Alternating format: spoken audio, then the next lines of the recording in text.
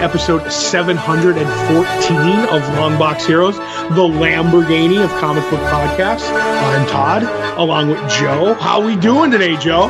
Oh, apparently the sip was a little bit longer. You went without me being ready there. So, all right, let's go. All right. Hey. Right.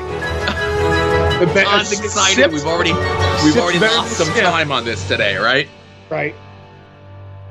And we're speaking over each other, so it's going to be one of those shows. I want to swear. Oh, I could feel it in my chest, Joe. Yeah. Well, feeling it in your chest and everything else like that. Today, Todd, is a big day. Because today is the 10-year anniversary of this show. To the day.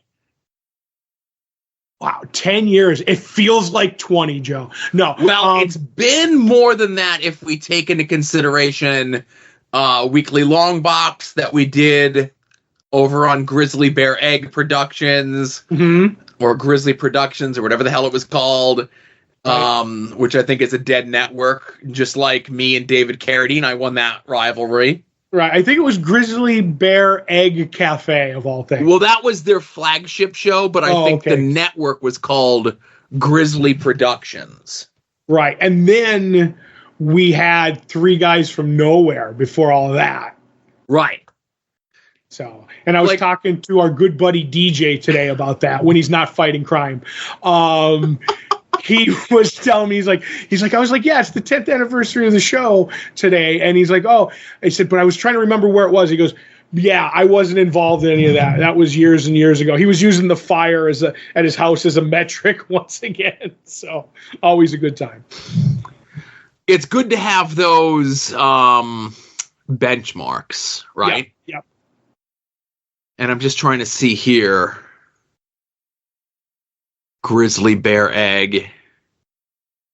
They ended doing their thing in 2018. Right. Then they had other shows, and I think like everything, whatever.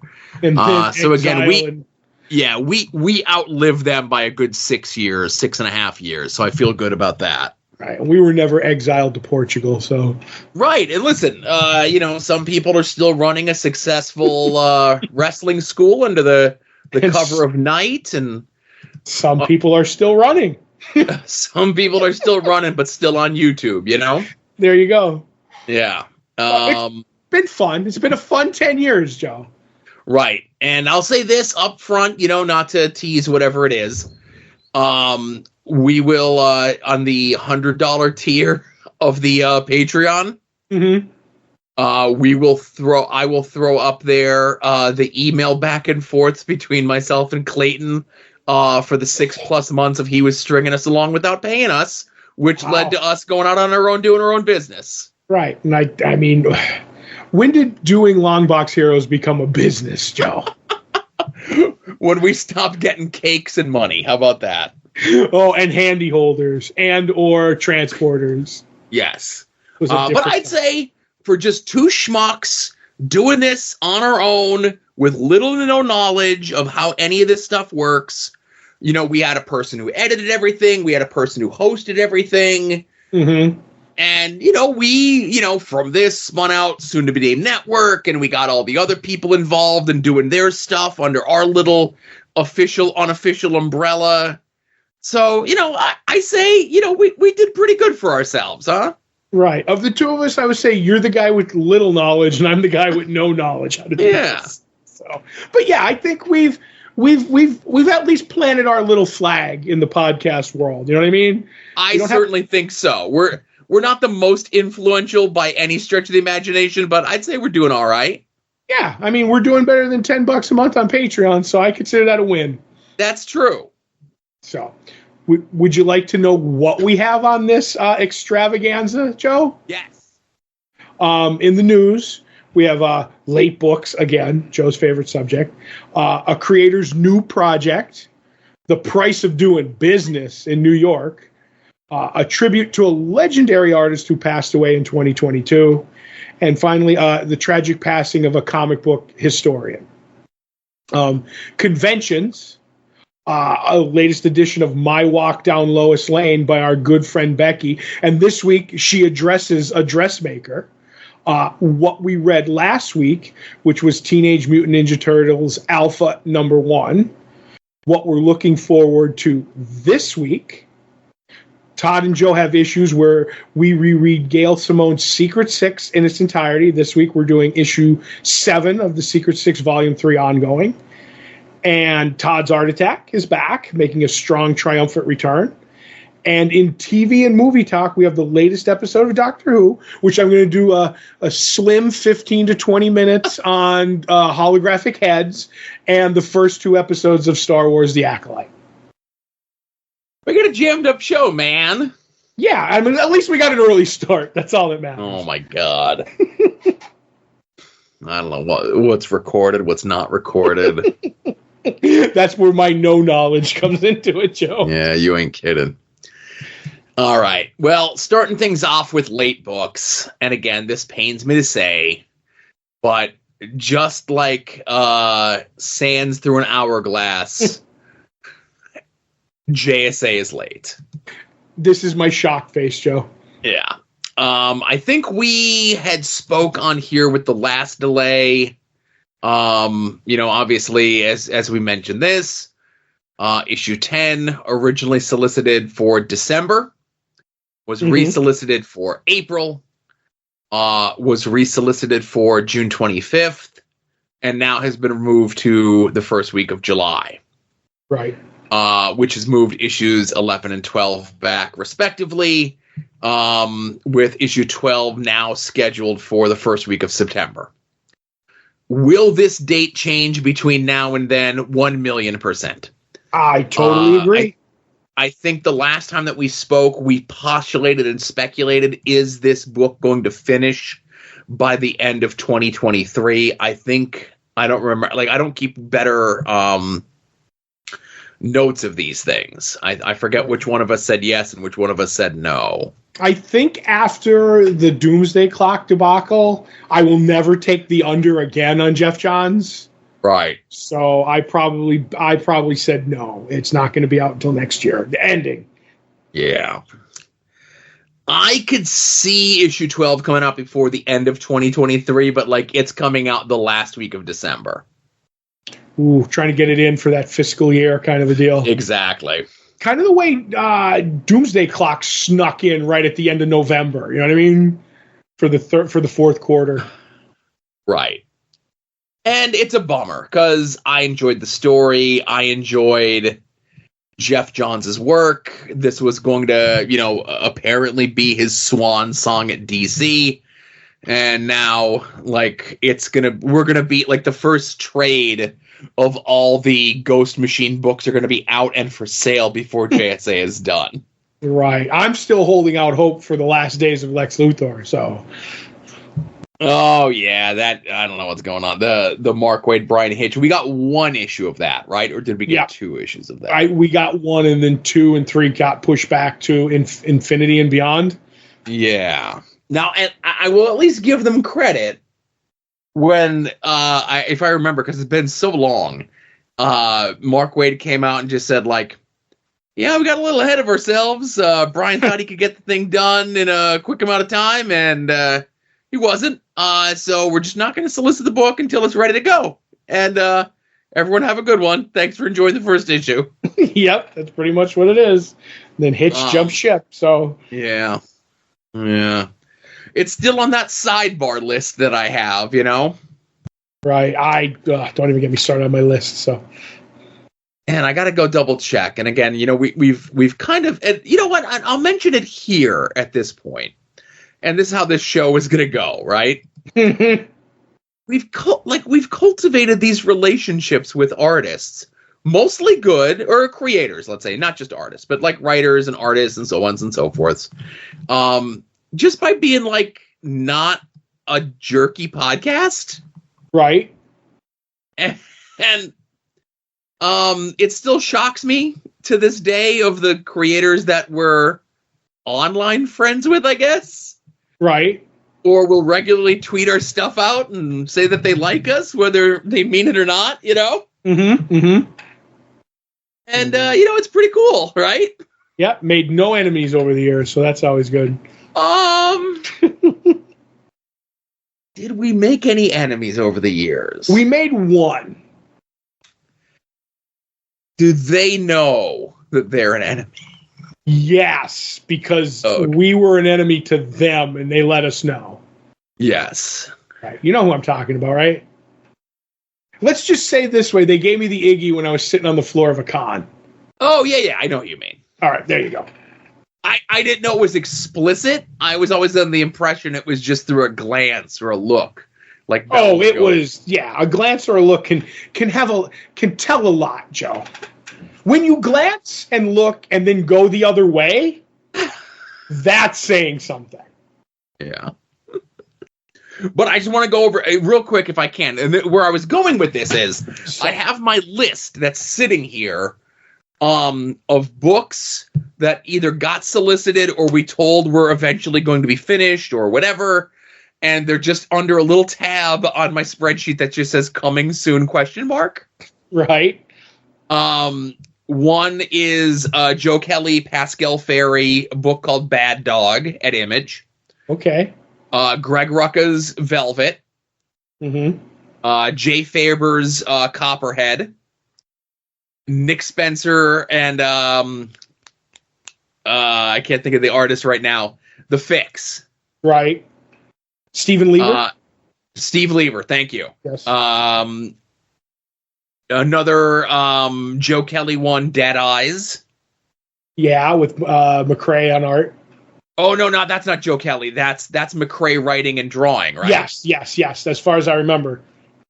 Because it was like Dead Rabbit, then they had to change it to Dead Eyes. Because of a bar, yes. Yeah. Black Magic, we got the announcement recently that is coming back here in the near future. Nicola Scott said on her Facebook that's coming back soon.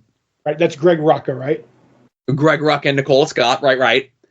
I got the Donnie Cates projects of both Crossover and Vanish. Mm-hmm. Of course, I have, Last Days of Lex Luthor. I have 2 Gail Simone books. One is Clean Room, which kind of wrapped up, but she said that they were going to do more. Right. And then Wonderfall, which was the project you tweeted her about a long time ago. Yeah, a long time ago. So again, I don't know if I want to push that luck and just say like, hey, whatever happened to Wonderfall again? No, not this week. This is a big event week. So. All right. So that was just my sidebar, and it'll be sad when Justice League or Justice Society gets completely taken off the solicitation list, and I have to move it over to that pile. Right. Do you still have any Kevin Smith books on there? No. Okay. I kind of got out of the Kevin Smith business some time ago. Gotcha. It was probably prior to 2011 when, like, I have the extensive notes, Mm-hmm. But he's making comics. He's doing View Universe stuff at Dark Horse, and I say good going. Yep. Do you have Southern Bastards on there? No, I did. Right. I did. Mm-hmm. And then I was told why it'll never come back, and I'm like, oh yeah, that's right. Yep. Is there any other big ones that I'm missing? That I can't think of. We knew Saga was on hiatus, so... Yeah, but Saga's a known commodity that, like, you get the time on and the time off with it, yeah. Right. Saga was on the list when we didn't know how long it was going to be until they came back, right? Right, there was a big gap, yeah. Right. Now they're like, oh, we're doing a 5-issue run or whatever, 6-issue run, and then we'll take a couple months off. Yeah. Gotcha. That's all I can think of. So just some other news. Moving on, we talk about some of our creators that we like and love and enjoy the work that they did and so forth. One of them would be George Perez, seminal artist, someone who we talked about on the preview show this past week. We were talking about the Ultraverse, Ultra Force book, where you see that cover, and whether you're reading a Malibu Ultraverse book or not, you see that cover and you're like, I need to know what's going on with that, right? Mm-hmm. So as Todd mentioned at the beginning of the show, obviously his untimely passing, one of the most beloved creators in all of comics, one of the most influential artists in all of comics. And it was just announced today that the Smithsonian is going to add photos of George Perez himself into their National Portrait Gallery. Which I think is awesome. Right. I can't think of another modern comic book person that is in that, if there are any. I don't know. I don't have the full list in front of me if they did. But yeah, if there's anybody, as we talked on, I believe on the Patreon too, it's like there's a guy who's drawn up to a certain point, drew every Marvel and DC character that ever existed, I think. Right. So again, it's cool to see something like the Smithsonian, and he's one of those creators, and we talk about it, obviously in today's day and age, social media, online presence, ease of access with folks. You could go your whole, it kind of more so became a thing in the 90s, really, but there was a time prior to like 1991, like you didn't know, like you knew what some creators looked like. But at the most, you maybe knew what like Jim Shooter and Stan Lee looked like. Right. Stan Lee had definitely done enough to get recognized. Right. Well, it's not so much that they had done enough, but they did enough to make their picture, their visage, part of like who they are and what you know of them. Because they were like the goodwill ambassadors, like they interacted with the public or did videos or TV interviews and stuff like that. But yeah, right. It was with the Image boys leaving Marvel to start Image, and then obviously the advent of Wizard magazine and just more of a global reach of comic books in the early 90s, and now here we are today, 30 plus years later, where you pretty much know what your favorite creator looks like. And, depending on how far you get down to the rabbit hole, you know a lot more about them. But George Perez was just one of those guys that is just a timeless look. I think they said this past weekend he would have been 70, and he looks like a New York guy. Yep, and he was easy to pick out of the crowd because he always had those Hawaiian shirts on at a con. Yeah. Like, you would see him a million miles away. Right. So again, to see him honored in that fashion, is really, really cool. Speaking of creators, speaking of New York, I guess it just came out this past week, and to give credit to where credit is due, artist T.C. Ford publicly. It's one. Okay, so there's one of those things that I think is like privately known. That being at a convention as a creator is expensive. Right. And New York, San Diego, a couple other ones are probably like some of the more expensive ones. That being said, artist T.C. Ford put out publicly everywhere that a table at New York Comic Con is $565. Yep. And that's if they accept you to be there. Pretty much. Now, I will say this. It's not like it's super secret knowledge. Right. You could just go, like, when New York Comic Con tweets out, like, oh, it's, here's the information that's coming up, and they'll have different pages for, like, when you could buy tickets, or, people who want Artist Alley tickets, or professionals who, like, retailers and stuff like that. If you just go to the Artist Alley thing, it's right there. It'll every year they tell you right up front what a table costs. It's not like you ask them about it. It's super, like, they send you an email. So every year I always look to see if it's gone up, and I never really noticed how much it was from last year, but it ain't cheap, Joe. Right. And shout out to Comics Beat, doing their due diligence and crunching the numbers from last year to this year. And, everything went up incrementally, right? The 4-day pass went up $10 in total. The daily passes went up $5. The kids pass went up $5. The service fees went up 25 cents. But where the big hits came in was for creators. A table last year was $525. This year it's $565. A creator professional badge went up from $85 to $100. Joe, before the pandemic, that badge was $20. Oh, really? Yes, because our good friend Josh got one because he was an educator. You could get a professional badge because you say, oh, I go and I'm going to gather stuff and bring it back to teach on my class or whatever. And that pass was like $20, and a professional retailer, that was a $20 pass for 4 days.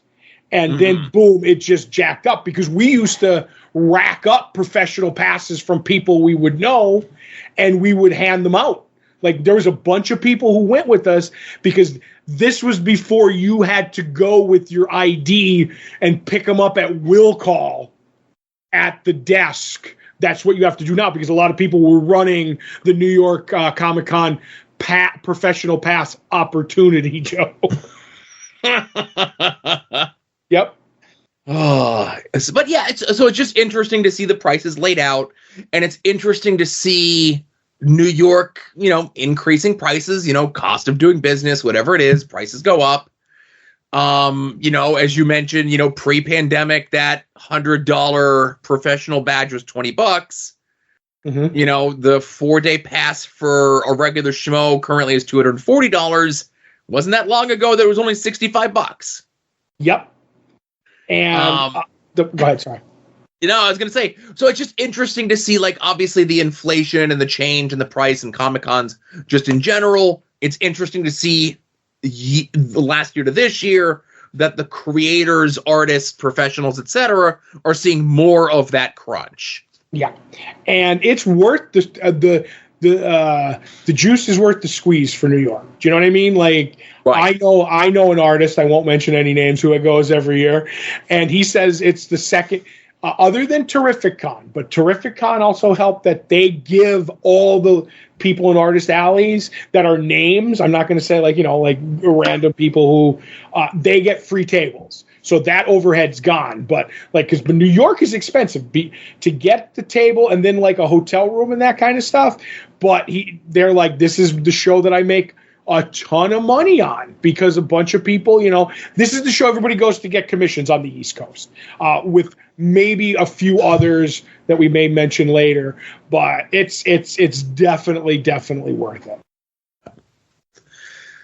Speaking of creators, and again, obviously I don't do too far out with the conventions. I should do a better job of that, but I don't. I'm a busy man. I do week to week. Right. A creator or two that might be at New York this year or at an upcoming convention near you, which we'll get to some conventions near you this weekend. It was just announced today that coming this September from Image is a new book called The Moon is Following Us from Daniel Warren Johnson and art by Riley Rossmo. Now, listen, Todd, I could sit here and I could read to you the synopsis for what this book is about. Mm-hmm. Or I could tell you, the guy who did Do a Powerbomb and the guy who's currently doing Transformers. Right. And, we talk about those. We've talked about Do a Powerbomb. I talk about Transformers. Todd, whatever his opinion to Transformers is. We talked about the Wesley Dodd Sandman book and how cool the art was and how unique the panel layout was and different things were being done. Those two guys, they're doing a book together. That's all you need to know. Mm-hmm. You don't need to know what the book's about, really. Just go get that book. I'm telling you now, it's not even in the preview catalogs. There's no final order cutoff date. All it was Image put a little 30-second trailer up on their YouTube page saying coming in September. Here's the creators, right? Right. That's all I need. Listen, everything that I've read from Daniel Warren Johnson, I've liked. I haven't read much. One of his projects wasn't geared towards me. Let's put it that way. Not a big wrestling guy, so that Do a Powerbomb, I was like, I like Transformers, but there's only so much money in the day. This is one because I like Riley a lot. I'm definitely going to give it a try. You know what I mean? This is the one. Now we're out into creator-owned stuff. That's always to me where they put their most creators put their passion definitely in. You know what I mean? Right, exactly. And no, it's not a property, a licensed property or anything else like that. I'll give you the general gist. It's fantasy. Mm-hmm. Okay. But yeah, when, obviously we get closer, the previews comes out, we'll remind you. We do our best to try to remind you on stuff like this, give you the heads up, whatever. But I don't know. I think this one might be a big one. Call it a hunch. Mm-hmm. Last but not least in the news, and sad news, just over the weekend, popular comic book YouTuber, Comicstorian, aka Ben Potter, passed away. And when I say popular comic book YouTuber, he had over 3 million subscribers. And he would put videos out like every 2 to 3 days. And within the last couple months, I've been getting more into the world of comic book YouTube, just to kind of cleanse my palate from wrestling and Dabbleverse stuff, Definitely need a cleansing.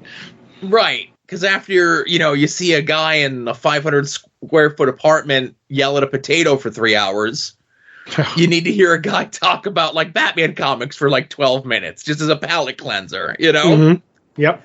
And Comicstorian was less about like the history of comics and like origins of like, here's this artist's origin, or here's how this book came to be. He did more so as kind of like synopsis of storylines. Right. And he kind of leaned toward the more popular stuff, your X-Men, your Batman, what have you. And he actually just recently started writing, within the last like 2-3 years, he started writing comics at Valiant, specifically the Bloodshot books, right? Mm-hmm. And he was very active on social media. The YouTube channel had new shows going up like every, like I said, 2 to 3 days. And then once he had like a bunch together, like he was a very, if you are a YouTuber of any kind, obviously, you look at your Mr. Beasts and your Logan Pauls and your people like that are doing like double, triple digit millions. But in the comic book space, 3 million subscribers, doing huge numbers. And then, like, just he's back and forth with folks on social media. It's like, oh, yeah, I'm reviewing that in my next video. Mm-hmm. And then his wife posts up on his social media that, like, yeah, he was in an accident and he's dead now. And, like, It just is a gut punch of a guy that you just kind of discovered. I'm a Johnny-come-lately to him. I haven't been with this guy since the beginning, but he was very influential. He was in the industry, and, like, all of comicdom came out and they talked about like, how much of a like important voice he was in comics, and how much he helped bridge the gap to a lot of people, because you and I are old. You and I are always going to get physical books. Mm-hmm. And you and I kind of never really got out of comic books over the last 30 plus years. Right. Oh, yeah. And there's people that got in and out and, came back and left and whatever it is. And it was channels like Comicstorian that gave people that 12 to 18 minute synopsis of like, hey, here's this Batman story. Here's this X-Men story. Or like, where's Cyclops these days? Sort of thing. And like that comes up in your algorithm. And it was less about the TVs and the movies, which we try to cover everything. Not everything. No one can cover everything. But he was just mostly like the printed stuff, the stuff that you can get at the store and everything else like that. So, he will definitely be missed. Mm-hmm. And, I know his wife, sent out the statement and everything else like that. The usual stuff. And they're going to leave the channel up, and any sort of social media stuff or whatever is just going to remain as is. I don't know if he had any. I think he did have Patreon or whatever it was, and I think all that stuff they said was going to get shut off or whatever it was. But yeah, I don't know, man. It just kind of, and he was younger than both you and I, and that's always another thing that's like a gut punch. Mm-hmm. Yeah, and it kind of, makes you question your own mortality. Yeah, I mean, I really don't have much to add because I'm not like a YouTuber or podcast guy, but it's always sad to see, something like that. Someone who could bring more people into the industry or bring people back to the industry or whatever, have something past them, because they could have grown the comic book, fans. So it's terrible. And then family and whatever, you get into all that. It's just, but sad to hear. Definitely sad to hear. So conventions this weekend, there's a bunch, actually. We have the Fan Expo Boston, surprisingly in Boston. Mm-hmm. They got some big names. They got Mark Silvestri, Dan Slott, Jeff Loeb, Steve McNiven, Mitch Gerard, Pete Tomasi, Jeremy Adams. Then we have the Duke City Comic Con in Albuquerque, New Mexico. Right. Not so much as a comic book convention per se, no names or anything that I recognize. But this is the first time I'm seeing this opportunity show up. Right. And that is the Revenge of the Nerds reunion.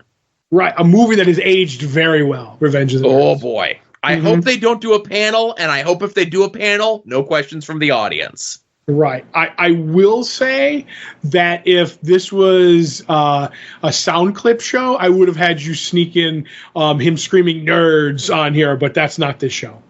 Him? Donald Gibb, isn't that who it is? I was going to say, how dare... Put some respect on Ogre's name. How dare you? You mean Frederick Aloysius Polowatsky? I know his shoot name, Joe. Oh, come on. Kayfabe, brother. Right. But they got Robert Carradine, they got Julia Montgomery, they got Booger, the aforementioned Donald Gibb. They got the guy who played Lamar, and then they got the guy who played I don't know, the actor's name is Brian Tachi. I forget what his actor's name is. Right. Ted McGinley, conspicuous by his absence, I'll say. He's still living off that Married with Children and Happy Days money. Wasn't he on Will and Grace as well? No. He was on Hope and Faith. I was so close. That was the one with Kelly Ripa. Hit me up, Kelly. And I forget who she was. She was on one of the shows on CBS. But yeah, it was Hope and Faith. I'll just say this: if this becomes a touring thing, and we've seen it before, you got all your comic book things where it's a bunch of people from a comic book show. And we've seen like the Back to the Future one get some press, and we've seen the Vacation one most recently. The 80s nostalgia is strong in this one. Mm-hmm. Once they get the money to get Ted McGinley, and I'll say to a lesser extent Anthony Edwards, right? Right. I could see Anthony Edwards feeling he's a little above this sort of thing. Mm-hmm. There's a price for Ted McGinley, I'm just saying. Yes, and it's your soul. Now, that being said, like I said, Fan Expo in Boston has a nice lineup. Duke City has the Revenge of the Nerds thing. And Todd, literally everyone else in the comic book industry is going to be in Charlotte, North Carolina this weekend for Heroes Con. Yep. I'm not going to read the list, and this is just a cultivated list of folks that, like, you and I like. Mm-hmm. But I'll say this: the aforementioned Daniel Warren Johnson is going to be there. Yep. I think Jill Thompson is on the list, if I'm looking at this correctly. Jill Thompson's going to be there, and Kyle Starks is going to be there. Yep. Those are three people in comic books that I know 100% for sure love professional wrestling. So, right. If you're going to Heroes Con, go up to any one of those three or all three of them and tell them that you love professional wrestling as well. Right. I don't know anybody who hates professional wrestling on this list, or I can't confirm it, because if I could, I'd tell you to go up to them too and say you hate it too. I'm sure there's some that would not publicly say that they hate it. Right. But I know that Daniel Warren Johnson, Kyle Starks, and Jill Thompson wear their professional wrestling love on their sleeve, much like everyone else should. Right. And if you see Jose Luis Garcia Lopez, tell him Todd said hi. Oh, there you go. Mm-hmm. Tell him his friend Todd said hi. That's right. I watched the table. They trusted me with the art. Big mistake. The solicitations for the style guide is out, right? I think it's like out what it's going to be, but I think it hits the DC previews next month. Okay. For order, you know what I mean? Like, that's the month you can order. But I've seen the solicitation of what it's going to be. Right. I've seen people posting pictures of them with it, like their arm around it, Right. Maybe there's copies out there, you know what I mean? Yeah. So I'm gonna Yeah, definitely. Keep your eyes peeled for that one. Mm-hmm. And the link... Oh, go ahead. I would say in Heroes Con Charlotte is one of the greatest cons. And like that's one of the last true like big Comic Cons. We talk about Baltimore. I don't think there's a media guest anywhere on the Charlotte list. That is all comic book, baby. Yep. It's 99.9% sure only because I cannot account for the whereabouts of Lou Ferrigno this weekend. That's right. He could be anywhere. He could be anywhere, yes. So the links to these conventions, of course, will be in the show notes, along with information about soon-to-be-named this network at soon-to-be-named-network.tumblr.com. I emailed the guy about this last week, and it's still not fixed. So don't go to soon-to-be-named-network.com. Go to soon-to-be-named-network.tumblr.com. Anytime any of the shows in the Soon to Be Named Network go live, of course, you can find them through the podcatcher of your choice. You can find them at their own individual websites, or you can get them into one handy-dandy stop shop, soon-to-be-named-network.tumblr.com. And, of course, that includes this show that you're listening to right now, Longbox Heroes, Longbox Heroes After Dark, Puzzle Warriors 3, Profane Arguments, Porch Talk. We got a little bit of Porch Talk, and then it went away. I don't know how I feel about that. I heard he's busy. Yeah, not too busy. I heard his Thursdays are free or something.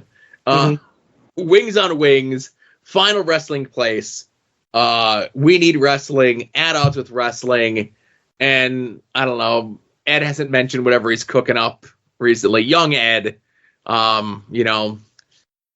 if he does something, it'll be here, right? And if any of these people show up on any other show and they let me know that they showed up on another show, we'll make sure to include it over at soon-to-be-named-network.tumblr.com. You can check out our other friends and the stuff that they're up to in and around the world of the internet.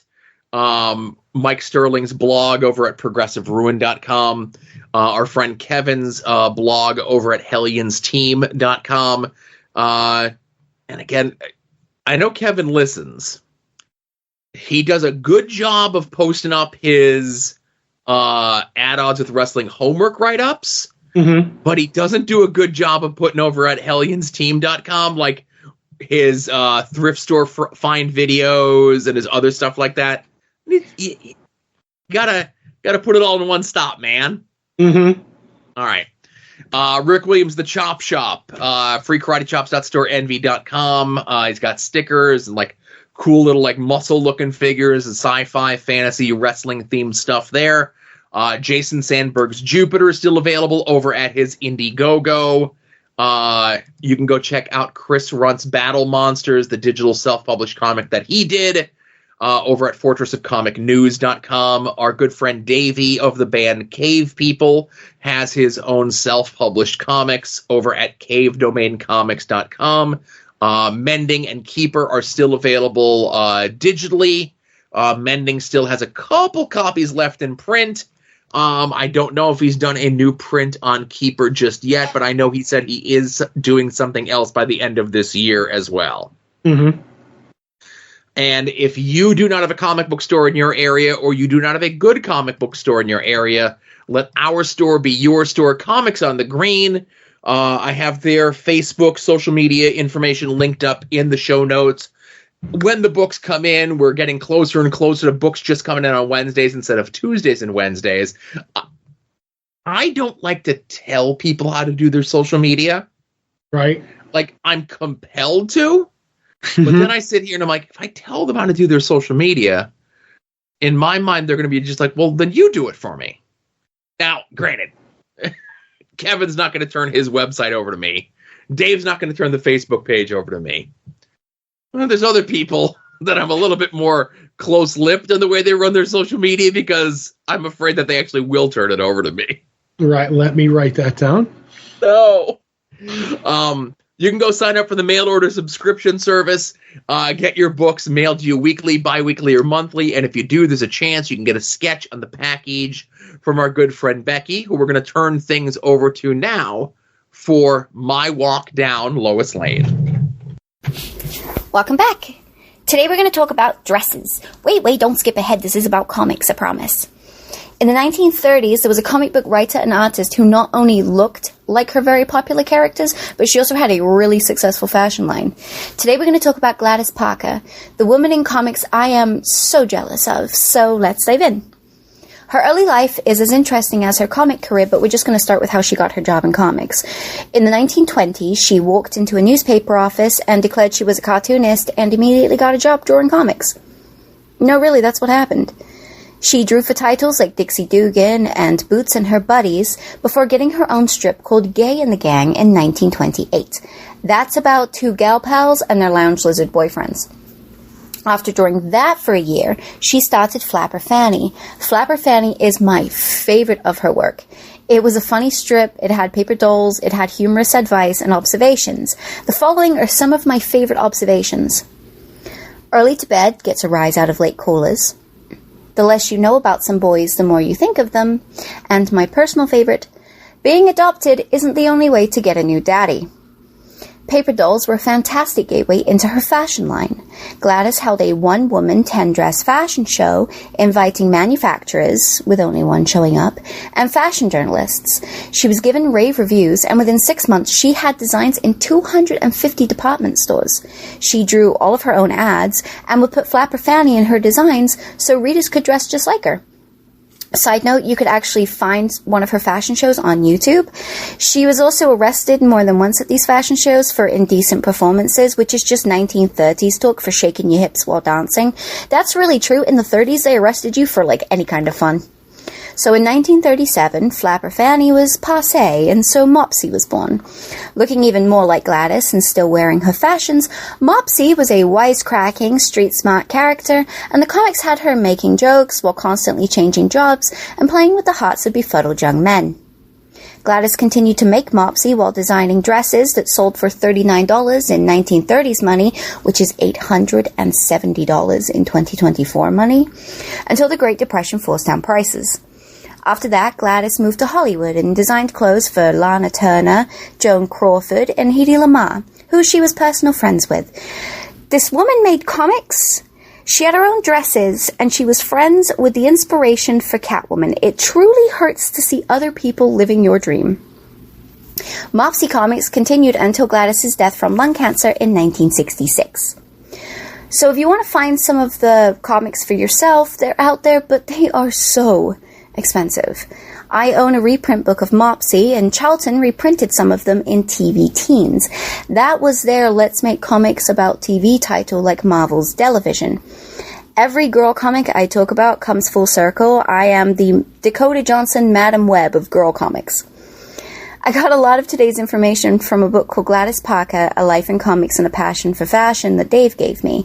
If you're going to do anything today, please do yourself a favor and Google some of her ads and her comics. I cannot stress enough how beautiful her artwork was, and all of you should see it. I haven't even scratched the surface of her life and her achievements, but if I keep going, Joe's going to have to cut me off. So, in conclusion, if I could be anybody in comics, it would be Gladys Parker. Tune in next week and we'll go back to some fashionable Lois. Thank you very much, Becky. And again, of course, it's called My Walk Down Lois Lane, but it's not going to cover just that. It's going to cover a lot of other things and twists and turns along the way. And again, hearing about these comics directed at girls from the late 20s and early 30s is pretty crazy. Right. I only have a few notes. Let me see. I every time she said Hedy Lamarr, I wanted to say Headley. But that's from my Blazing Saddles years. Cutting herself off before you do.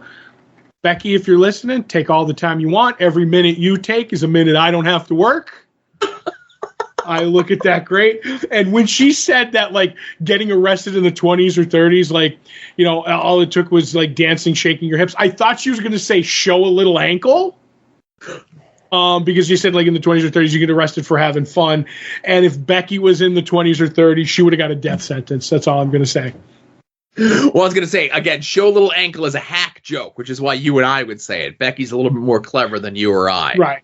All that being said, that was one of the, like, love the Lois Lane stuff, love the romance stuff, but like when she goes off on her like tangents, like some of the like very informative ones, like it makes me want to find this book and read it, if that makes any sense. A very good tease of like, I'm just going to give you like some of her work stuff. Her like the rest of her life is more interesting. And I'm like, let me write down the title of that book. Yeah. Mm-hmm. For sure. And lastly, Becky mentions that she is the Dakota Johnson, Madam Web of this sort of information about female creators and female geared comics from this era. So I guess which one of us is Sydney Sweeney? Oh boy. Not going to touch that one on a hot mic. Nope, not at all. All right. So let's get into what we read from this past week. It was a light week, so it's not a ton. The only thing that we crossed over on was Teenage Mutant Ninja Turtles Alpha #1. This is the kickoff to the Jason Aaron era of Ninja Turtles. Right.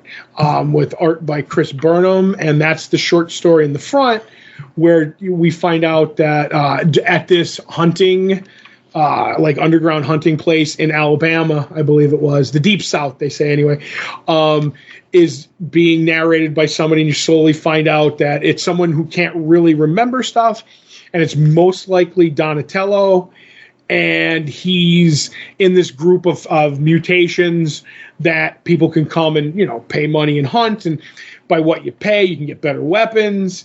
And Donnie likes to offer himself up because everybody there is weak. All the mutants there are weak. And he feels that from what you gather is that he's the only one who's going to survive. Like he accepts all challengers. So nobody else has to. And then it's more straight up of an escape plan. But it's not. When you find out what Donnie's plan really was, knowing that maybe he's, escape is not what can happen. It gives a lot of heart, especially what Donnie does and mentions, and kind of helps out the other mutants there. It was a very short story with a lot of heart for Donnie, who does not quite know who he is.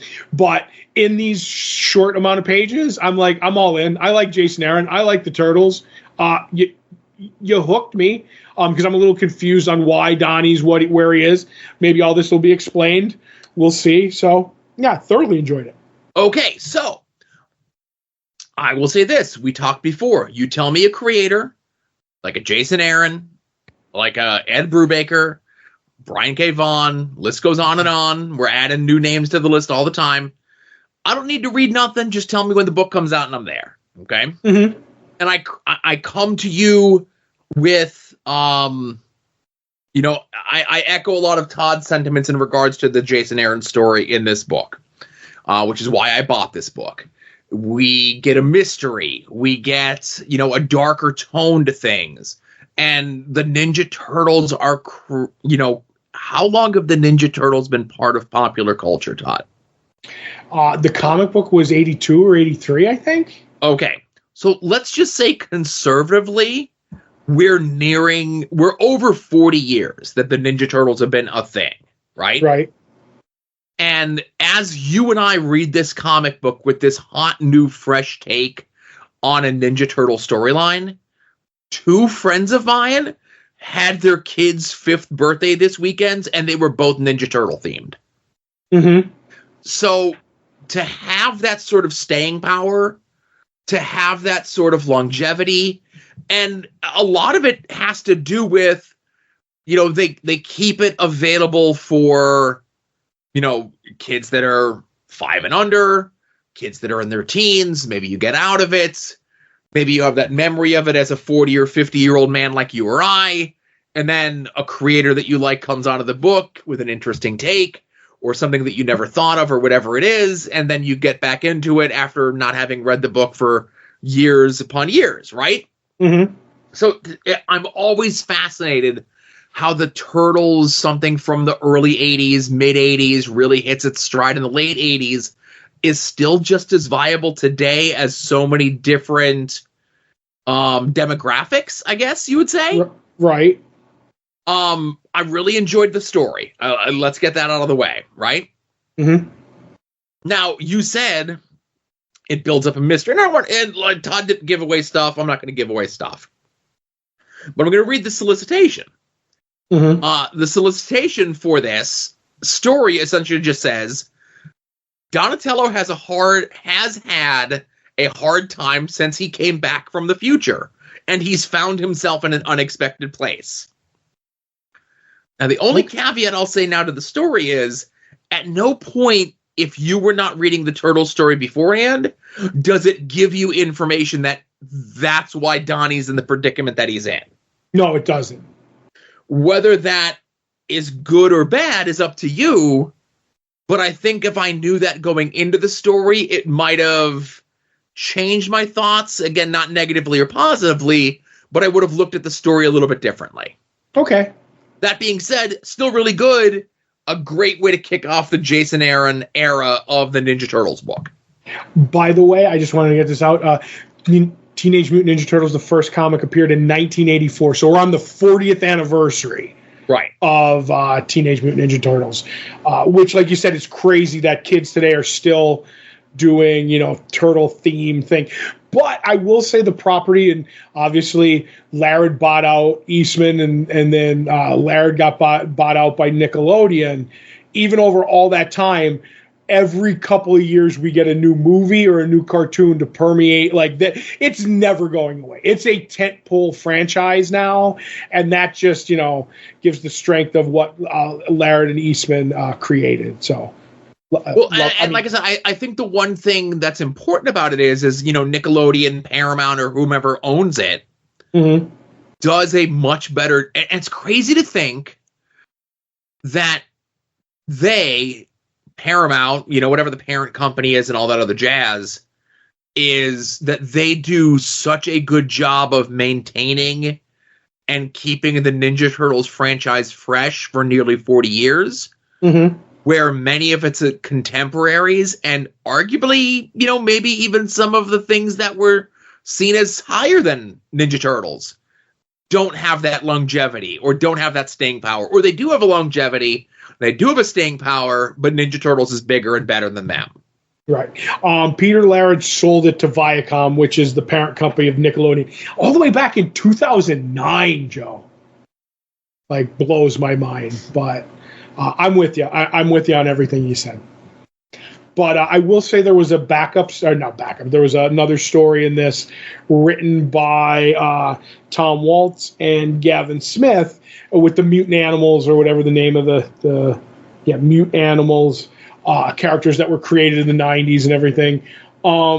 I feel like this story, while I was kind of interested, there's not really a lot of turtle action in it, but they kind of established that there's a mutant island in New York and things go sideways. And I think this story was to streamline a lot of the mutants, because they say there was a ton of them, to do that so the book will have a more focused feel when Jason Aaron comes on, if that makes any sense. I feel like it was like, let's trim a lot of the dead weight, if that makes any sense. So I will admit, and I feel bad, I did not read the second story in this book. Oh, okay. I did, because I didn't know where it would lead, Yeah. Anyway. I got this for Jason Aaron. I read the Jason Aaron story. Me too. Yeah.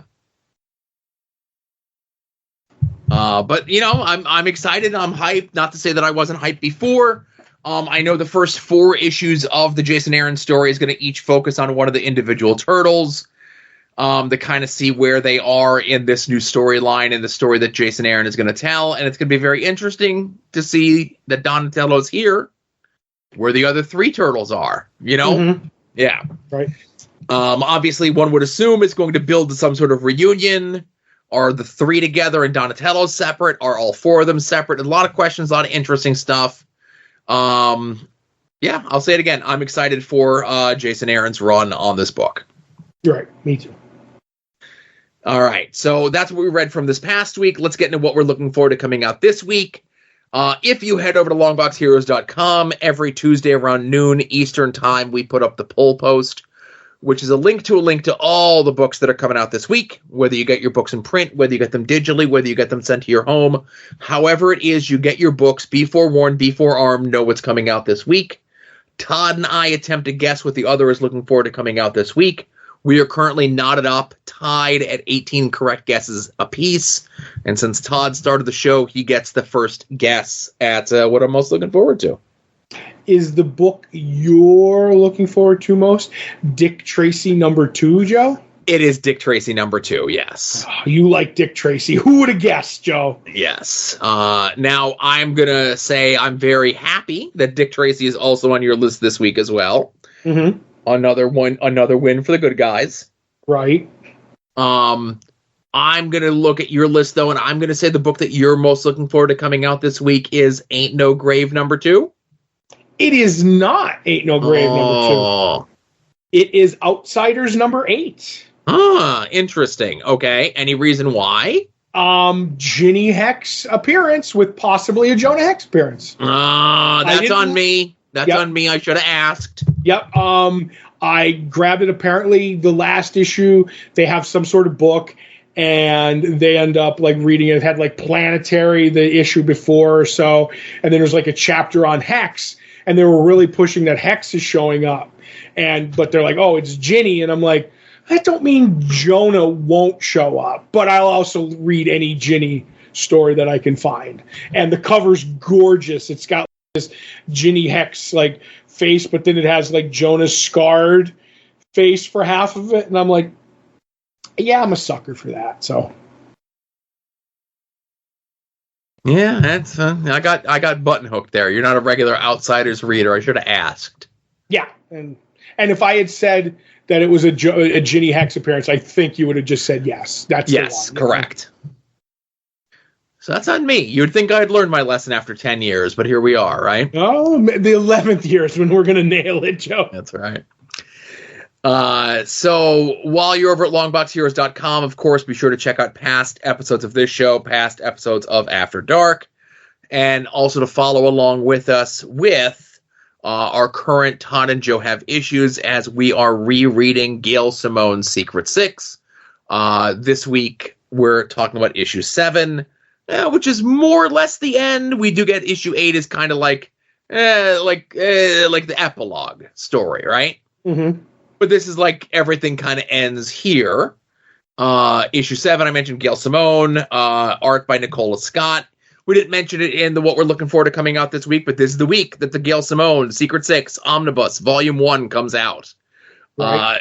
Does not count toward, picking for what we're most looking forward to coming out this week because it's reprinted material. We typically only pick new stuff, but I'm really looking forward to getting this in my hands. Right. If it had a new story, it would have been it. Yes. Mm-hmm. I saw people talking on the Facebook and the other social media stuff saying that there was extra, like it says that there's extra stuff in there that wasn't originally mentioned in the solicitation, but no one was being clear about it, or maybe it was just people with poor reading comprehension, or maybe I have bad reading comprehension. I feel like it's the countdown, whatever other story, you know what I mean? Which it was just backups, you know what I mean? Which the secret files out of those issues. For sure. So, like I said, this is the big culmination where we last left our heroes, ? Is they were battered and bruised and run over by Deadshot, who had absconded with not only their only mode of transportation, but also the key get out of hell free card, also Tarantula, and also an ailing Bane. So now they know that Deadshot is on his way to Gotham City to deliver the key to whomever it was that tasked them to go get it. And there's fun bits here early on with the Ragdoll at the rest area, quote, "Oh, say, disgusting hippies, I'm afraid we'll be needing your disgusting hippie van, if you don't mind." Never has Ragdoll been more true in his words, Joe. Right. So we get a little bit more of a reveal in regards to what Deadshot's intentions are. And I do like here, and I hate to say it, but he's been kind of, and I don't want to say inconsistent, But some issues, some dialogue, some stories, he seems like he's a sex-crazed maniac. Mm-hmm. And other times he seems like the most cold and calculated killer. And then here he seems like maybe he's a guy who's about to sacrifice himself to save everybody else. Right. He's all three, though, Joe. And again, I know that you could be more than one thing as a person, and that kind of makes you a more three-dimensional, fleshed-out character. I get it. I do. It's just, it's really tough to root for him or to get behind him when it's tough to pin him down, I guess. And, I know at the end we get there, but right now it's tough to pin him down, right? Mm-hmm. But I do like that, it's never said, it's more Tarantula hinting that he's doing it with the card to save the Secret Six because they're walking into a buzzsaw. You know what I mean? And he doesn't say, but do we believe it or does he want the card? There is a little ambiguity to what it is, but my heart lends that it's that he cares. Yeah, it definitely feels that way, Mm-hmm. So they get to Gotham City, and before they enter, Deadshot stops because the road going in is deserted. There's no one there. And, of course, it's because it's an ambush. That allows the Secret Six, of course, to catch up with Deadshot. And it also allows everyone else that Junior has hired to stop them to show up as well. So we get this big, giant battle on the abandoned bridge going into Gotham City. Mm-hmm. And they're like, oh, it's okay. They're mostly D-listers and so forth. And then a couple more folks show up, and outside of the guy saying that he's Komodo, I know the one guy was a Flash villain. Right. And I don't know who the other ones were that were the quote-unquote late arrivals. It's Komodo getting the drop on Scandal that causes Bane to finally take the Venom, which was the MacGuffin that's been there since his first appearance in issue 1. And I thought it was much later that it happens, but when it happens, it is an amazing piece of business. Mm-hmm. Especially he grabs this musketeer guy out of the air and just breaks his back.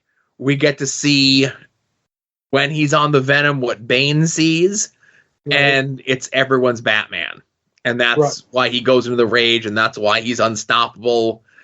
And Scandal is the one to kind of figure it out. And she says, yes, he broke the bat, but somehow the bat broke him as well.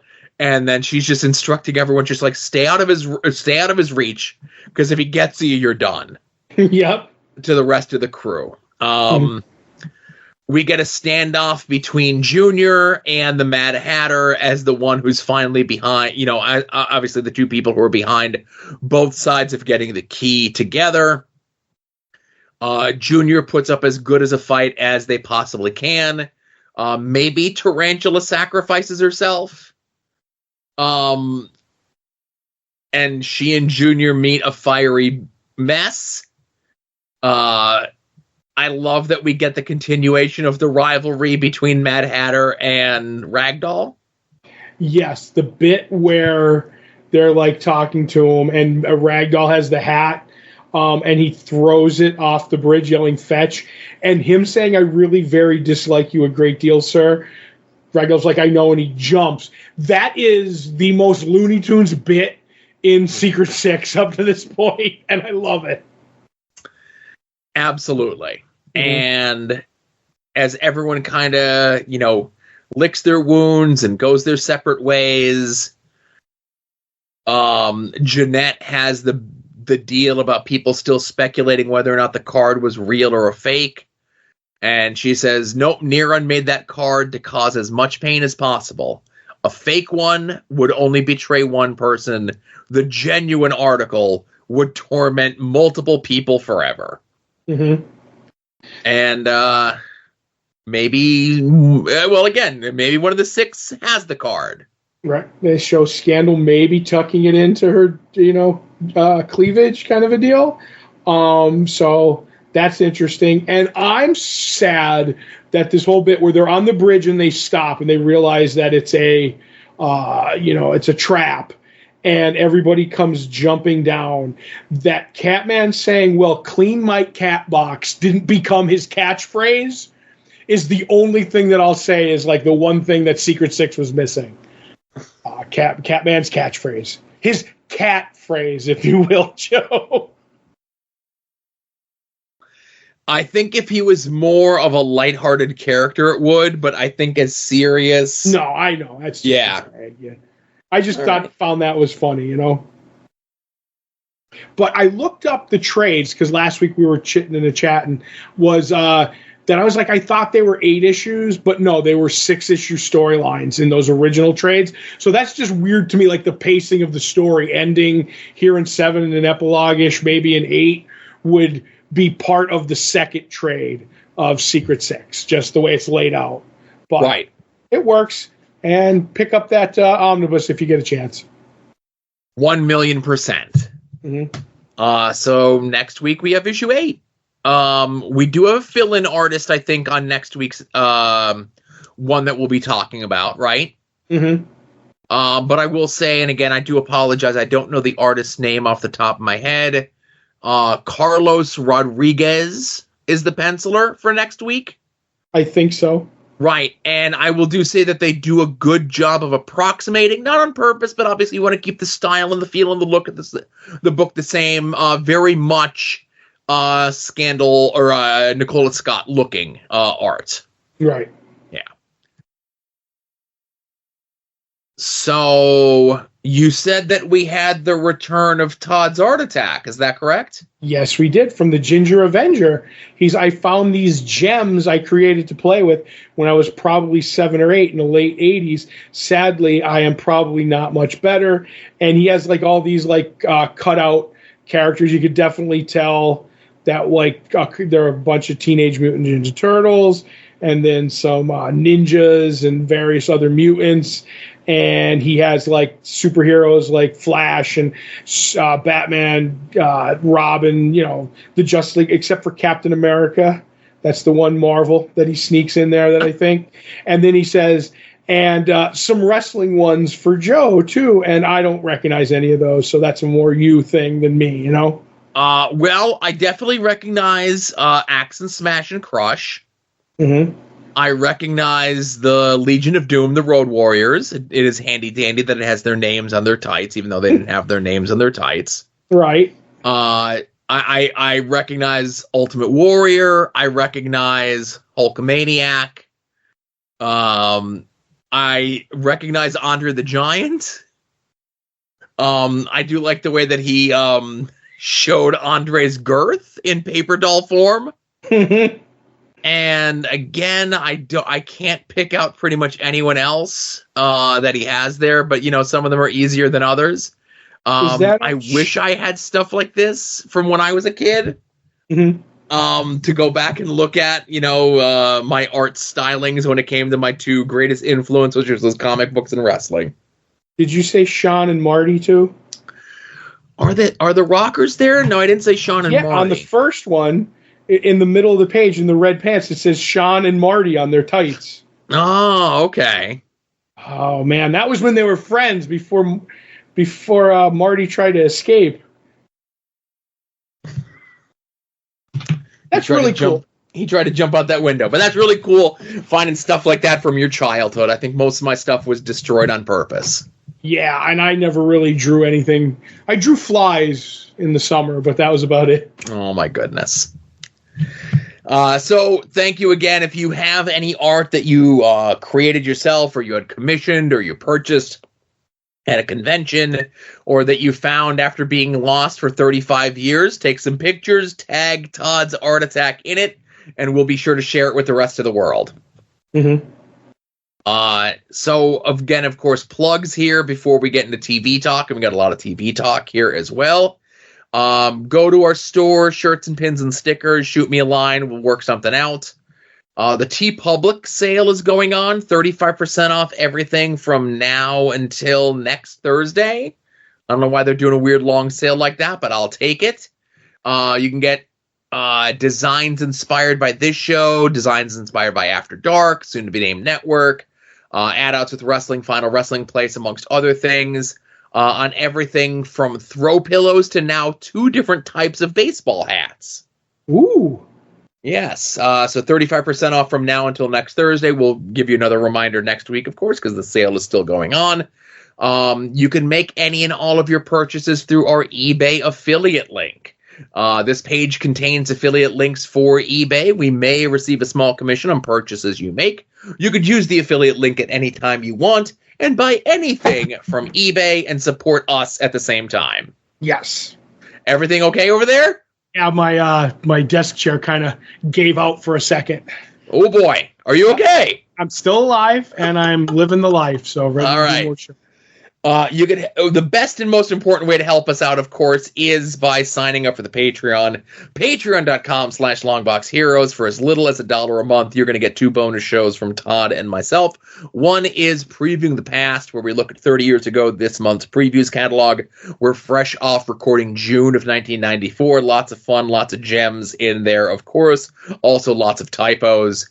And we also do Comic Book Oddities, where we look at some of the lesser known, maybe not remembered fondly, maybe forgotten for a reason, pre-Marvel Cinematic Universe stuff, and a couple post-Cinematic Universe stuff that just didn't sort of land. And that's one of the movies that we're going to be talking about this week for the month of June, and that is going to be Dylan Dog, Dead of Night, inspired by the Dylan Dog / Cemetery Man Italian comics. There was a movie from the 90s that is very famous for a variety of reasons. I opted to go with this version because I had never seen this one. Fingers crossed, hoping that it's a little less gory than the previous one. But, of course, it is on Tubi, so that'll be coming up on the Patreon later on this month. $5 a month is going to give you both those shows 2 weeks before everyone else. It is also going to give you Longbox Heroes After Dark 2 days before everyone else, so you can listen to the shows in the correct listening order. No matter what level that you are on the Patreon at, you will get full scans, high quality, professionally done of all those previews catalogs that we have and that we talk about on Previewing the Past, dating all the way back to 1990. So it's a great walk down your comic book history, even if you don't get a chance to listen to the show. And I get it; those shows end up being 3 hours plus. They're hefty, but they're worth it. They're fun. We love doing them. But go look at those preview catalogs and stuff. That Patreon show, Previewing the Past, is a labor of love of our history, our fandom of being comic book fans. Yes, sirree. All right, let's get into TV talk. I don't think I forgot anything else. No, I think we've covered everything but the TV talk. Okay, now I know that you said you wanted to do a lean 15 to 20 minutes on the latest episode of Doctor Who. No, that's just on a section of Doctor Who. Oh, my goodness. So do you want to start with the Star Wars thing, the Acolyte, right? We can. Okay. Just so we can save the Doctor Who stuff for last, you know? Mm-hmm. Just because I don't want you feeling rushed. Gotcha. And I'll say this. I went in to this Star Wars thing not knowing nothing, okay? Mm-hmm. On purpose. I didn't want to know nothing. The less I know going in, the better. I didn't want my idea of everything to be clouded or altered or anything else like that, right? Mm-hmm. And I'll say this. I went in and I liked it a lot. It was kind of like a little murder mystery. Yeah. Kind of another sort of mystery. It takes place, it says that it takes place 100 years before the Empire's rise to power, to give you an idea of where this takes place in the Star Wars timeline. Mm-hmm. But it's pretty much all new characters. You know, we do get at the end of episode 2 that we're going to get our first Jedi Wookiee. Right. And the whole thing of this is there's 2 sisters that were separated at birth, thinking that the other was dead. May and Osha. Osha is the good one. May is the bad one. May is with an evil Jedi. Osha was with the good Jedis, but she left to go be a human astromech droid or something. Right. I forget what they were called, but she fixes ships on the outside, which is like in space, which is outlawed for living creatures to do now. Right. And you have the Nemoidians in there from episode 1, you know, whatever, right? We get a Gungan in here, we might have a problem. Is that the Trade Federation people kind of? Yes. I was shocked that they didn't have a certain sound to their voices and accent. Really threw me off, Joe. Oh my goodness! You would think that would have been. I have a feeling that in the last 25 years, since the greatest movie that everyone talks about and loves, and we all have, rose-colored glasses in regards to, and we all hate it to be cool. Episode 1, The Phantom Menace. Mm-hmm. No, it's just really a bad movie. May has a list. She has 4 Jedi that she needs to kill. And spoilers, she kills 2 of them in these 2 episodes. One is a guy who took a vow of silence, obviously because of whatever happened with that planet that caught on fire, where they ended up getting Osha and May, thinking May was dead. The other one is Carrie-Anne Moss, and she gets like a really cool fight scene there at like the knockoff cantina. Right. The other 2 are Master Soul, who is kind of like our lead character in all of this. And the Jedi Wookiee, whose name I forget what his name is. It's like Kelnaka or something. Right. I don't know if we got it yet, to tell you the truth, but yeah. I think they do say his name there. We're also, and there's a lot of your knight and Padawan sort of stuff. We are introduced to Yord Fonder, who is our first super hot Jedi. Mm-hmm. Yeah. But like I said, there was enough meat on the bone. It was light enough. Obviously these shows on Disney Plus, when they're a Star Wars show, it's like, oh, runtime's 42 minutes. That means there's 12 minutes of credits. I could bang this out in a half hour. Let's go, right? Right. So what did you think of this? I liked it more than I thought I was gonna, because I went in with you. I think maybe I knew before the crawl at the beginning that it was going to be set 100 years before the Empire. So I'm like, okay, we're probably going to get Yoda because Yoda's still in his prime there. You know what I mean? But we didn't. So that's like an option. Maybe Chewbacca we could get. So I was like, oh, I don't see any of the characters we know popping up, but maybe those 2. But like you said, I feel it was a bit of a murder mystery, and now we know who's doing it. Now we just need to find out why. And then part of it to me was like a crouching tiger, hidden dragon, because the fight scene in the cantina felt very like a kung fu movie instead of a Jedi fight, if that makes any sense. Yep. And that was really cool. And then there was a little bit of Rising Stars, the comic book, where she has to figure out how to kill someone who has a constant force field around them. And that kind of was like, oh, how do I get around these powers? And I'm like, this is fun. And I don't like Jedi, so I kind of like this one, even though, they have the one, like the hot Jedi, they said that's like the dull, wet blanket of Jedis. He's like, oh, the rules, and we have to do this. And I'm like, oh, he's going to get an arc, so I'm okay with it. But it's interesting. I want to know who the Jedi with the red saber is. My only guess is the guy who was helping May with the poison. Was it May or Osha? I get the sisters mixed up. But Osha's the good one. May is the bad one. May is the bad one. That one guy was helping her, and he kind of rats her out when the Jedi show up. I think there's more to him. I think he might be the head honcho, if that makes any sense. But otherwise, I enjoyed it. It's going to be a couple episodes. And the only problem that I do have is when you get somebody like Trinity from Matrix, and she's off in the first minute of Acolyte, it's like, all right, I feel we're going to get a flashback to what went wrong with May and Osha on that planet as a kid. But I always feel like you get these great, important actors, and it's like part of the deal is if we hire you, you only have to be on set for 1 day to shoot your stuff. And then it's a waste of potential, if that makes any sense. Okay. Other than that, I really like it. I hate when they get a big name and just go, all right, it's going to be for a little bit so we can market you, and then we're going to let all the new people carry the load. It's like, no, you got a name, use it, Yeah, I don't know. I get where you're coming from. I do. Mm-hmm. But I don't have the same attachment to Carrie-Anne Moss because I'm not as big as a Matrix fan. So it's like, it was still cool to see her in the thing, right? It is, but she, like, it's not just her. It's like, it's the history of, like, this in a lot of these shows. You know what I mean? Right. It's like a big actor shows up and they just want to cash the check. And I get it. But it's been multiple times. So that's why it stuck out to me. For sure. So I'll turn things over to you for Doctor Who.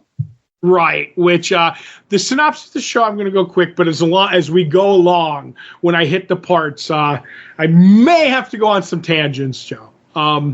So it starts out in 1813 in Bath, England, and we meet like Barton, who's a scoundrel, and some guy who's like, oh, you must marry my sister, all that kind of stuff. And in the end, the good guy's like, oh, you're like evil and I'm boring. I want to be you. And he ends up grabbing him. There's lightning, and he becomes this guy, and they leave the dead husk. He leaves the dead husk on the floor, on the grounds outside, and like that's obviously the cold open for us to figure out what's going on. Then we get the credits, and we see this like 1813 cotillion party or whatever, and the Doctor and Ruby are dancing, and Ruby's doing so good because she's wearing psychic earrings that are programmed for dance moves, and the Doctor's like, oh, they're great, like you'll be fine, instant, dance ability, just don't accidentally bump them into battle mode and we'll be good, like a little joke like that. So wink wink. So the Duchess shows up and starts talking to him, and she's like, hey, let's you know what, these parties are made for suitors. Ruby, I'm going to find you a suitor. I like you. And as she's going away, the earrings pick up a signal, and the Doctor's like, ooh, that shouldn't be here in 1813. You go off with the Duchess, I'll hunt down the signal. And for the long and short of it, Ruby goes off with the Duchess. Her arc is much smaller, where she ends up finding the only bit of Susan Twist, the actress who's been through all the things, is her portrait's on the wall in a painting. So hopefully she's still got a paycheck. I like that. And she ends up coming upon a young lady named Emily, and she's trying to like marry or be with Barton, who's a scoundrel, and she gets turned down. And basically Ruby's bit through all of this is to like pick up Emily's spirits, and throughout it, she kind of gives her all these anachronisms, like giving her the word cushy and okay. And she's like, oh, I'm really fascinated with you. So the Doctor goes off and finds the source of the thing, and he ends up finding this guy who's up on a balcony, and they end up meeting. And this is the bit that I like, because they end up talking about, in the show, Bridgerton, which is a show on Netflix, which is a popular British show, and it takes place in this era. So everything of this is just a ripoff of that. And he goes upstairs to talk to him, and the subtitles say Billie Eilish's bad guy plays. And it's a 1813 version of that song, and they do that a couple of times throughout the episode. They're like, everybody's like, oh, Bridgerton did it so well. And I'm like, oh, Westworld did it much better when they did the Old West versions of a bunch of songs. But they end up seeing each other, this person, they end up talking, and they go outside, and they're feeling each other out. And while they're outside, the Duchess met a person, and the person, a cleaning lady, is like, oh, I don't know why I chose the help. It sucks. I'd rather be you.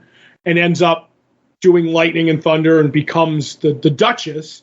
The Doctor and this person find it, and they each think that, as bad guy play with Billie Eilish, that they're the villain who killed this person. And in the end, the new guy pulls a gun, which is a space gun. It's like, you're coming with me. And the Doctor's like, all right. And there's a lot of, Joe, would you say some sort of tension between this character and the Doctor? Yes. Maybe a bit of sexual tension, but so he takes him back, and he's like, you're the thing, and we're on this planet. I'm looking for shape changers, and you're it. And he's like, no, it's not me. And he takes him to his ship, which is cloaked, and he brings him on, and he ends up locking him down in a force field, and says, this is a force field. You can't get out. It doesn't shut off until I'm done, and it's going to incinerate you. It's going to send you somewhere to an incinerator and kill you. And the Doctor's like, I don't like that. And they end up having a chat. Like, he's like, oh, like he uses the sonic screwdriver and he can't get out of it. And he looks around. He's like, what's your name? And he's like, they call me Rogue. He ends up seeing Dungeons and Dragons dice. And he's like, is that where you got your name? And he's like, roll for initiative or something like that. And he's like, oh, that's a joke. So he did, which is interesting because the Rogue got his name from a game. So is he part of the game?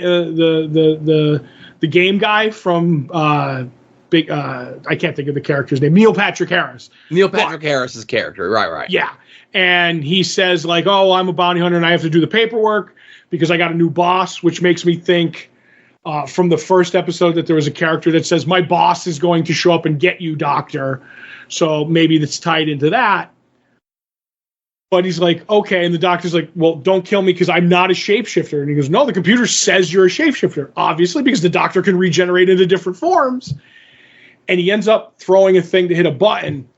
And it shows all the doctor's forms in these holographic heads. And he says, like, I'm from Gallifrey. I'm a Lord of Time.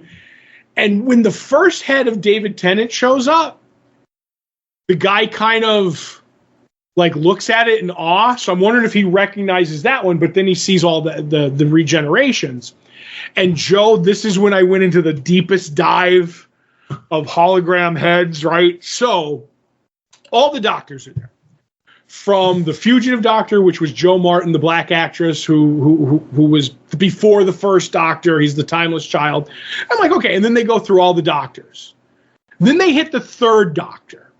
And the third Doctor's face that they did the screen capture from was a 1993 fan film for the 30th anniversary of Doctor Who, where everybody who was alive showed up and all the companions and stuff, and they did this big Dimensions in Time video, and they use the third Doctor from there, who's way older. He's like 20 years older than when he was in the TV show.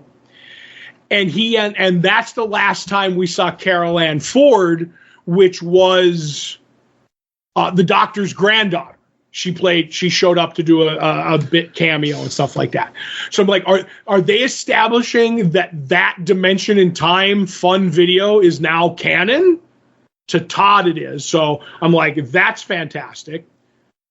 Then the faces go a little more, and Richard E. Grant is in there, who's never been a doctor in the TV show. But he played the Doctor twice in his career. He played the Doctor in another fun-loving, in the 90s video where when the original show was canceled, they thought they would never get to the 13 incarnations. So they did a bit on TV with Rowan, who played Mr. Bean. I forget. Rowan Atkinson, sure. Rowan Atkinson. And then he dies throughout the thing and becomes different versions of Doctors to burn up the last. Hugh Grant is one, and Richard E. Grant is one. So that's thrown away, but it's written by Stephen Moffat, who would take over as the showrunner for Russell T. Davies after he left the first time. So I'm like, this is all crazy. But the head from the show is from 2003, when they thought Doctor Who was done, BBC started making flash animation of a ninth Doctor, which was the voice of Richard E. Grant. And they put it out on their website, and they're like, oh, this is the way we're going to go with Doctor Who now. And then a year later, they announced Russell T. Davies bringing it back in 2005. And he ends up going, well, I hated that little story. It was called The Scream of Shalka. I didn't think Richard E. Grant was good in it. So he's not even on my list of people to be the Doctor. The ninth Doctor, he's not the ninth Doctor. There's going to be a new ninth Doctor. But now he's in these heads. So is he canon? Was he before? Is this the Scream of Shalka count? I know this is all just like me saying words to you, Joe. Words? Words, but this blew my mind. I do not know what's going on here. Does everything count now? Anything I've ever seen count? Because that's really his only appearance, but I was blown completely away by that. So, I will say I would be deathly afraid to dip my toe into the waters that would be the online Doctor Who community in regards to something like this? Oh, it depends. I found out it depends on what page you're on. It's either rah, rah, rah or burn it all down, Joe. There's no middle ground. I can't believe that's the way, Todd. It's very weird. I think it's the one time on the internet that's happened with a beloved sci-fi franchise. But as I'm an outsider to all of this, someone who's a nouveau Doctor Who fan, I don't know, like, does this sound cool that they're just folding everything in now and it all counts? I'm not against it, and I'm not against it or for it, because I want to see how it plays out, if that makes any sense. Like, let's put the best way to put it is I'm intrigued. Stick the landing and I'll be fine with it, if that makes any sense. It's an interesting, like, door to open, but let's see what's behind that door and how everything, like, I know, because I'm rewatching the episodes with my wife, because she's really interested in seeing the episodes that that she missed and I had to watch for the show. And in the Space Babies episode where they make a direct Star Trek reference, and the Doctor acknowledges that Star Trek may exist in this universe. Like, he's like, we should visit them sometime. Right. Now, to be fair on that, and you could tell your wife, the fun of the Doctor is you never know if he's joking or not. Do you know what I mean? Like, if he showed up on the bridge of Star Trek on the Enterprise, I'd go, okay, now he's not joking around. But otherwise, you have to take everything he says with a grain of salt, if you get my meaning. So, that being said, if we can't take anything or everything that the Doctor says at face value, is all of the heads going and floating around him also a joke as well? I would say no, because that was the computer scanning him for past lives. Okay. Do you know what I'm saying? Like, the computer's a reliable narrator, I hope, but it might not be. I don't know. We'll see. Gotcha. But and one thing I forgot to say too is, as I'm going to move on, when the Duchess got replicated, for a minute there, they turned into an Angry Bird. So we see a close up, a cool effect too, like cool makeup and stuff like that. So they end up like going to the Doctor's like, all right, Rogue's like, oh, you're cool. Take me to your ship. And he takes him to the TARDIS and he shows him the TARDIS. And he's like, oh, while we're here, I'm going to change your trap. He's like, I like your trap. We can't have these shapeshifters on this planet, but we're not going to kill them. What basically going to happen is I'm going to send them to another dimension that's uninhabited, and that's more my nice version of instead of killing them. And he also gets out of Rogue that he had someone that he cared for that he lost because his ship was like a 2-pilot thing, and he was like, it was a bad day.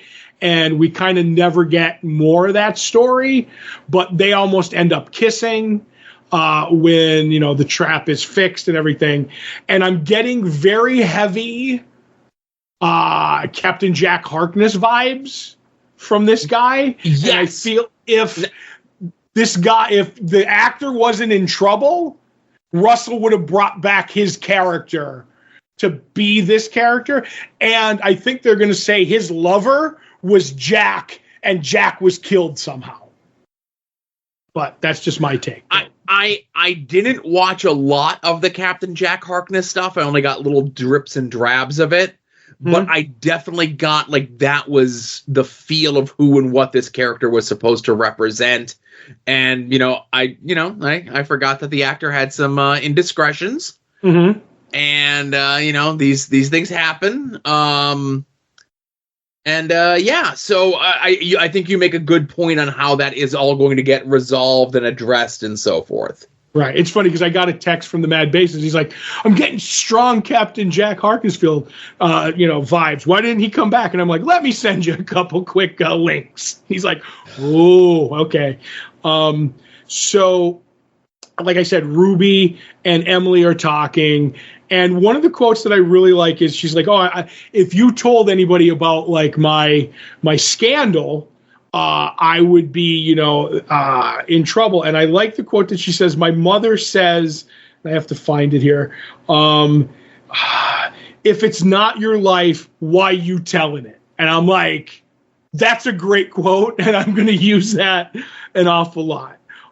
So Emily, Ruby, the Doctor, and Rogue all meet up at the party again, and they end up figuring out that basically the shape-shifting people are just cosplayers, that they like living out other people's lives.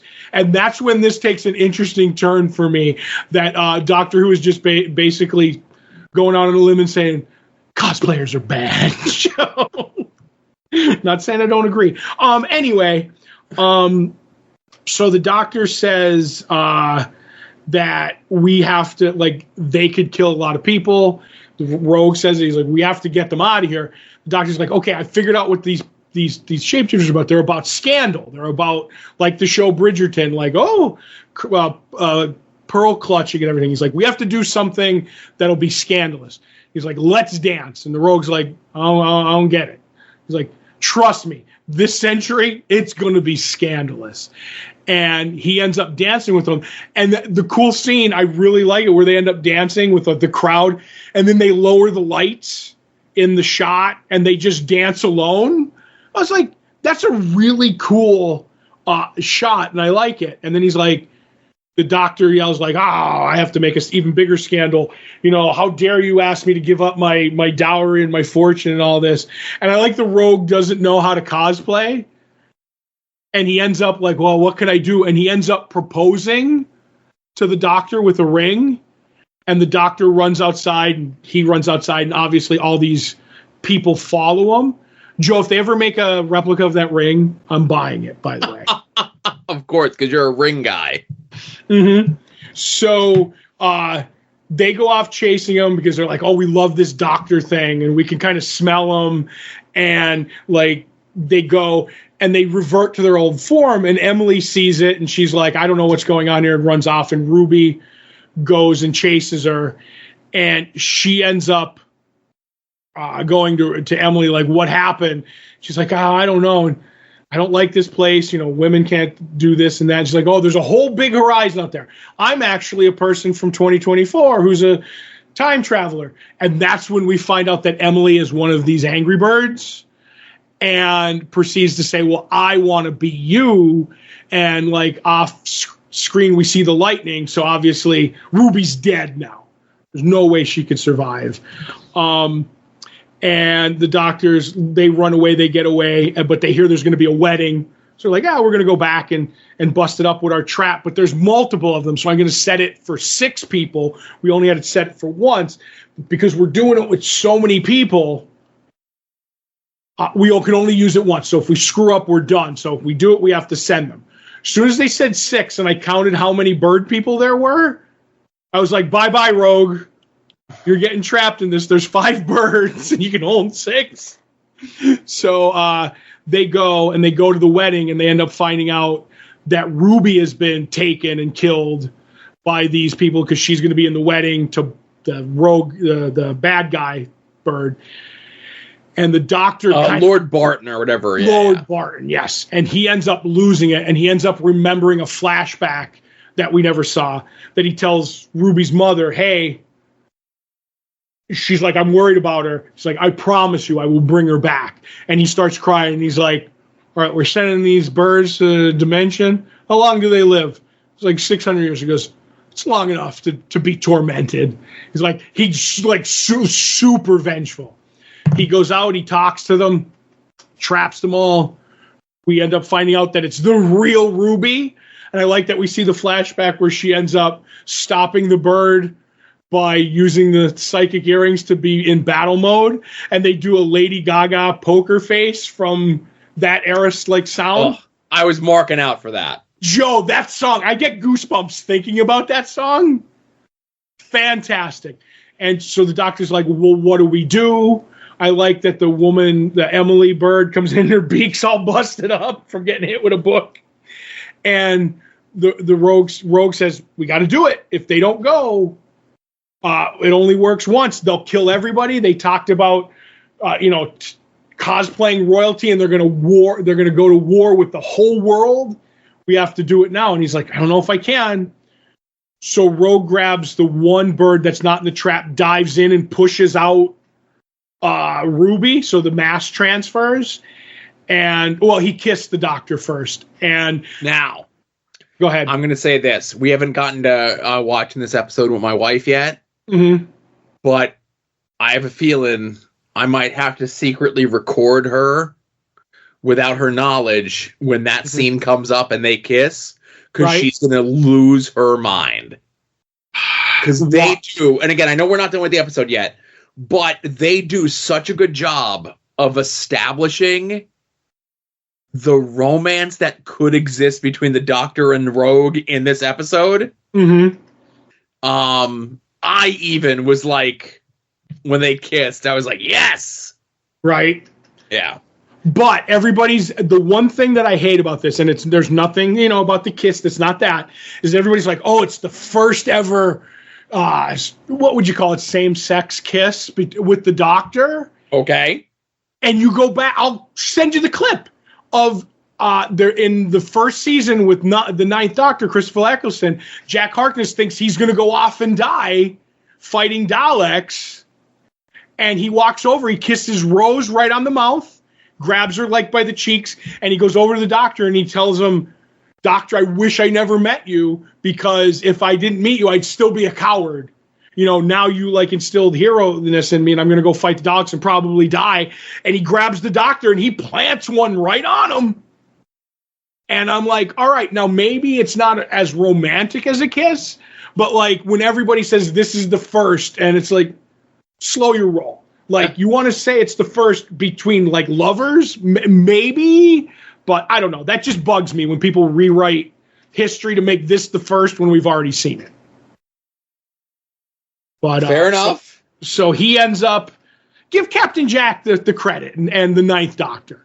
So he basically, the Doctor ends up sending them to the dimension, and before he goes, Rogue says, "Find me." And the Doctor's crying. He goes, and then he goes outside with Ruby, and he's like, I'm going to send a ship and a cloak ship up to the moon, and he'll circle. If he ever comes back, we'll know where it is. She's like, well, why can't we go find him? He's like, there's more dimensions than there are grains of sand on the beach. And I love, this is classic Doctor, where he's just like, all right, let's go on to the next adventure. And he just hides his pain, and Ruby's like, no. In the past, the companions would have been like, all right, I know you're hurting, but let's go. And she's like, no, let it go. And she ends up hugging him, and he still cries. And he's like, okay, this Doctor is way, way more vulnerable. And I kind of like that. And then he gets in the TARDIS and he leaves. And that's the end of the episode. And I will say, my huge gripe about this episode is they run the whole credits.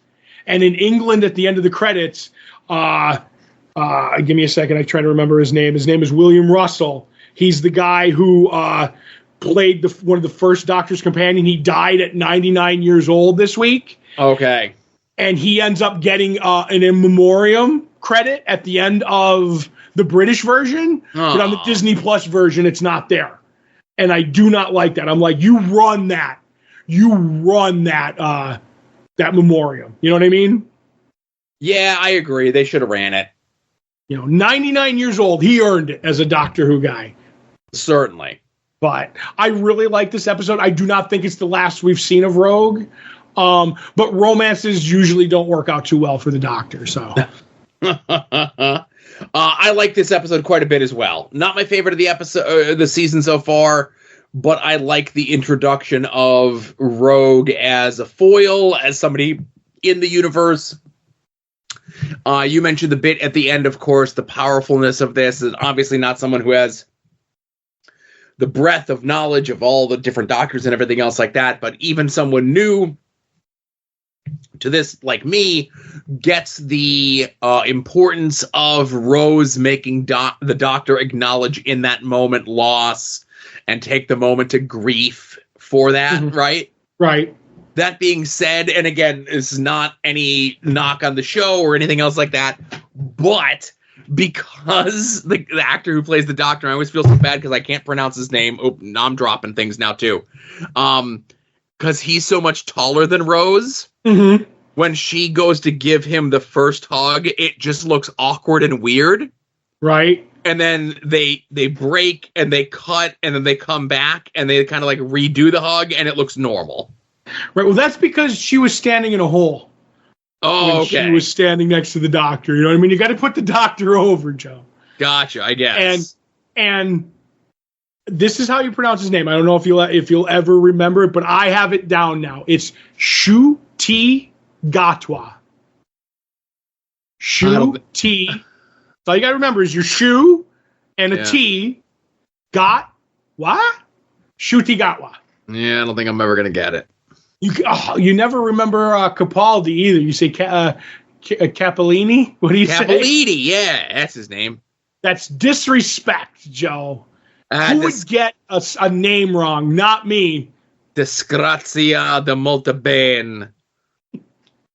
I'm glad you enjoyed the episode. I look forward to finding out how your wife goes over the kiss. And then the sudden and stinging betrayal of them whisking him away. Well, I think at that point, once the kiss happens, everyone kind of sort of knows what's about to happen, you know? Mm-hmm. Mm-hmm. Yeah. But like I said, all in all, a really fun episode, enjoyable. We have the Acolyte, of course. You know, we both enjoyed that to an extent. And The Boys starts this week, too. With 3 episodes, Joe. Yes. I think we knew that going in because that's how they always kind of debuted it, was with 3 episodes. Mm-hmm. So batten down the hatches. It's going to be a big one next week as well.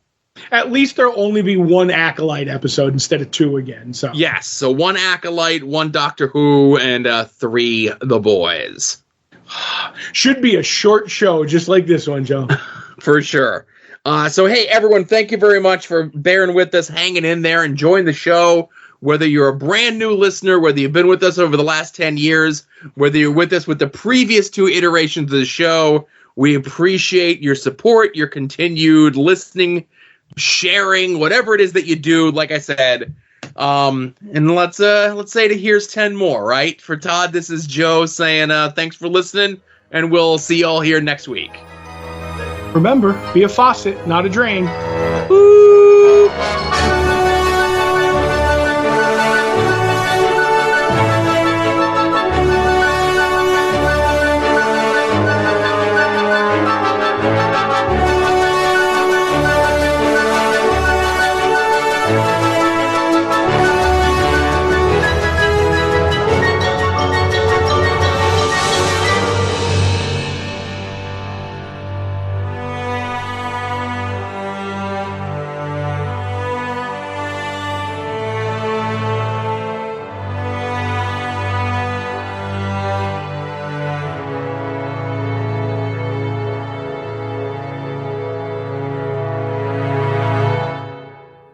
You're listening to the soon-to-be-named network, the Lamborghini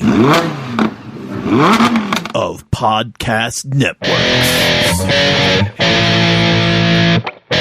The Rob is a Longbox hero. The Rob is a Longbox hero. He gives us five stars.